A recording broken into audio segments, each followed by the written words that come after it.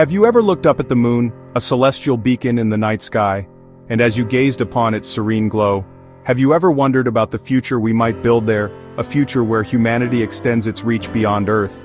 What kind of civilization could we establish on its surface? Imagine a different kind of landing, a departure from the conventional methods we've always known.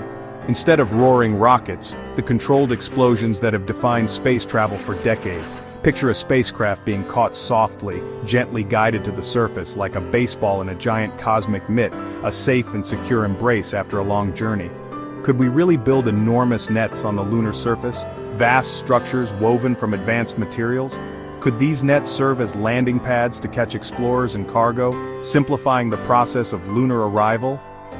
It sounds like science fiction, a concept straight out of a futuristic novel.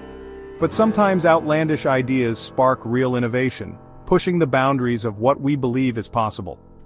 Landing on another world is one of humanity's greatest challenges, a complex endeavor fraught with peril, demanding precision and creativity, a blend of meticulous planning and imaginative solutions. Nets are simple, effective tools on Earth, a testament to human ingenuity, used for fishing, sports and safety, providing security and enabling us to interact with our environment. Why not in space? Why not adapt this ancient technology to the challenges of space exploration? The idea pushes us to rethink how we interact with other worlds, to consider alternative approaches to landing and exploration, focusing on elegance and efficiency, striving for solutions that are both effective and aesthetically pleasing. As we plan new lunar missions, aiming to establish a permanent presence on the moon, we need bold, unconventional ideas, solutions that challenge the status quo and pave the way for groundbreaking advancements. The concept of a lunar landing net challenges our assumptions, forcing us to question our preconceived notions about space travel, and inspires creativity, sparking new avenues of thought and innovation in the field of aerospace engineering. Let's explore the physics, the challenges, the engineering hurdles that must be overcome, and the audacity of trying to catch a falling starship with a net, a seemingly impossible feat of engineering. Could a simple, ancient tool find a new purpose, a renewed relevance in the context of modern space exploration, in our journey to the stars? Could the humble net become an integral part of our interstellar endeavors? Let's find out. Let's delve into the possibilities and explore the potential of this unconventional approach. Landing on the moon is a moment of high-stakes peril, not just a technical feat. Every mission represents years of effort and billions in investment. A failed landing means lost equipment, lost data, and potentially lost lives. The moon is our stepping stone to the cosmos, but a sustainable presence requires reliable, repeatable landings. Damaged cargo or rough touchdowns threaten the success of lunar bases in science. When astronauts are on board, safety becomes paramount. Gentle landings are a matter of survival.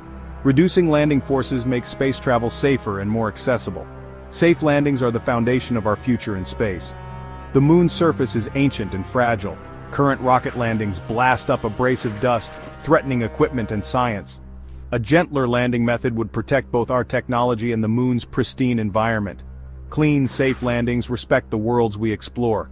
To build a future on the moon, we must master the art of arriving safely, every time. That's why new ideas matter. How do we land on the moon today? It's a question that has driven innovation and engineering marvels for decades. Powered descent, a controlled ballet of rocket thrust and gravity.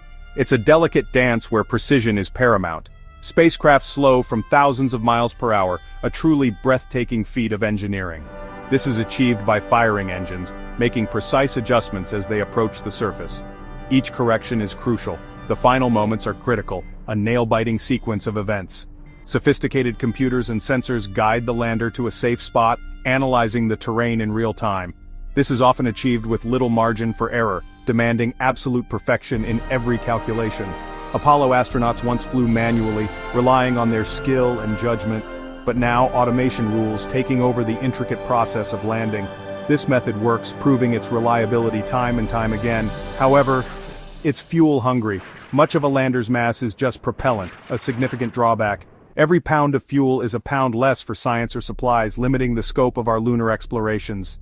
This makes missions costly and limiting, impacting the frequency and ambition of lunar endeavors. Reducing fuel needs would let us deliver more to the moon, expanding our capabilities on the lunar surface. Complex engines and guidance systems also mean more points of failure, increasing the risk of mission compromise. Rocket exhaust stirs up sharp lunar dust, creating a hazardous environment. This dust is damaging to landers and experiments, potentially jeopardizing scientific instruments and equipment. That's why engineers dream of alternatives, seeking innovative solutions to these challenges. They envision systems that don't rely solely on rockets for the final touchdown, exploring new possibilities for lunar landings. A new approach could make lunar landings, revolutionizing how we access the moon. Ultimately, safer, cheaper, and cleaner methods are the goal, paving the way for sustainable lunar exploration. The search for a gentler method continues, driven by the desire for more efficient and sustainable lunar missions. Could a net be the answer? Perhaps a radical departure from traditional landing methods is what we need. Imagine a giant net stretched across a lunar crater or between towers, a passive system ready to catch descending spacecraft. The lander would still slow with rockets but skip the final fuel-intensive hover, falling the last few hundred feet into the net. The payoff? Huge fuel savings and bigger payloads, more habitats, rovers, and labs with every launch. A net could act as a shock absorber, reducing G-forces and protecting both crew and cargo. It would be permanent infrastructure, reusable for countless missions, a true lunar spaceport. Centralizing landings would simplify logistics and contain dust problems. Building the net would be a challenge, but the long-term benefits could revolutionize lunar exploration. A simple idea could change everything. Could a net make moon landings routine? The potential is enormous. Let's look at the challenges. The moon's gravity is just 1/6 of Earth's. This difference has profound implications for landing anything on the lunar surface. Objects feel lighter, movements are more exaggerated, and the overall dynamics are significantly altered compared to what we experience here on Earth. But with virtually no atmosphere, there's no air resistance to slow a falling object. On Earth, air resistance acts as a natural brake, cushioning the descent of objects. The moon lacks this crucial buffer. Even after slowing with retro rockets, a lander still falls fast in a near vacuum, much faster than it would on Earth, where the atmosphere provides significant drag. This increased velocity presents a considerable challenge for any landing system. Hitting the net at high speed. The velocity at impact is a critical factor in determining the forces involved. The net must absorb massive kinetic energy, the energy of motion, which is proportional to both the mass and the square of the velocity. This means even a relatively light object moving at high speed can possess an enormous amount of kinetic energy. It's more like catching a speeding truck, not a baseball. The difference in scale is immense, requiring a completely different approach to energy absorption. It would need to be made of extraordinary materials engineered at the atomic level to withstand extreme stress and strain, stronger than steel, possessing a tensile strength far exceeding conventional materials, yet elastic enough to stretch and cushion the impact, deforming without breaking and absorbing the energy of the collision. Too rigid, and the lander crashes, the force of the impact would simply shatter the net, offering no protection. Too weak, and the net fails, tearing apart under the immense stress, leaving the lander vulnerable. We may need materials that don't exist yet, materials with properties that defy current limitations, pushing the boundaries of materials science. Think carbon nanotubes, with their incredible strength-to-weight ratio and unique electrical properties, or advanced composites layering different materials to achieve a synergistic effect, combining strength, flexibility, and lightness. Precision is critical. Every aspect of the landing, from the lander's trajectory to the net's deployment, must be meticulously controlled. The lander must hit the center of the net, within a very tight tolerance, to ensure even distribution of the impact force, or risk tumbling or breaking the structure. An off-center impact could create a torque, causing the lander to spin uncontrollably. Navigation must be flawless, relying on sophisticated sensors, algorithms, and real-time adjustments to guide the lander to its target. There's little room for error. Even a slight deviation from the planned trajectory could have catastrophic consequences. Every landing is a high-stakes shot at a small target, demanding pinpoint accuracy and unwavering reliability. The physics are daunting, involving complex calculations of momentum, energy, and material properties, but not impossible. The right materials and guidance could make it work, transforming a seemingly insurmountable challenge into a triumph of engineering. But the challenges are real, demanding innovative solutions and a relentless pursuit of perfection. Can we engineer a net that's up to the task? A net that can defy the odds and safely deliver payloads to the lunar surface? The moon's surface is coated in regolith, fine, sharp, abrasive dust. This dust infiltrates everything, grinding down gears and weakening structures. A lunar net and its supports would be constantly exposed, requiring regular maintenance in a harsh environment. The dust is also electrostatically charged, clinging to surfaces and interfering with electronics. It's nearly impossible to clean off, and can disrupt guidance systems. Even catching a spacecraft could shake loose clouds of dust, coating the lander and its instruments. While a net might reduce dust from rocket exhaust, it introduces new contamination risks. Managing lunar dust is one of the greatest engineering challenges for any moon project. Any landing system must be designed to withstand and mitigate this relentless hazard. The net must be tough, resilient, and easy to maintain. Dust is the enemy we can't ignore. Suppose we have the perfect material. How do we build a giant net on the moon? Shipping a fully assembled net is impossible. It must be constructed on site. First, we'd need to anchor massive towers or use a crater rim, requiring heavy equipment and advanced robotics. Setting up a lunar construction site is a huge project in itself. Robots might weave the net from spools of super-strong fiber, working autonomously for long periods. Every connection must be flawless. One weak point could spell disaster.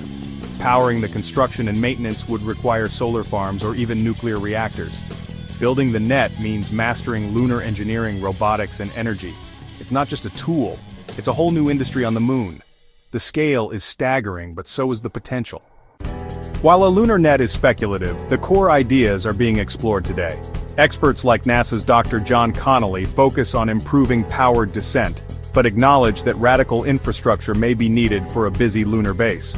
On Earth, aircraft carriers use arresting wires to catch jets, real-world proof that energy-absorbing capture systems work. Space engineers are developing tethered capture for satellites, using nets and harpoons to snag objects in orbit. These projects test the materials and dynamics a lunar net would require. Visionaries have proposed space elevators and skyhooks, complex but sharing the goal of reducing rocket fuel for landings. The lunar net could be an intermediate step, simpler than a space elevator but more advanced than rockets alone.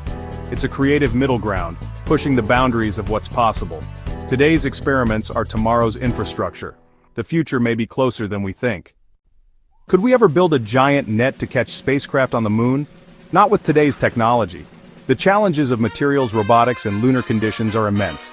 But science is about turning fiction into fact. Breakthroughs in material science and autonomous robotics are the keys. Imagine carbon nanotube fibers and fleets of intelligent construction robots. A lunar net would mark a new era, transforming the moon from a destination to a hub. It would signal our maturity as a spacefaring civilization. The question isn't just about engineering, it's about vision. Will we remain visitors or build the infrastructure for routine travel between worlds? The stars are waiting, and so is our imagination.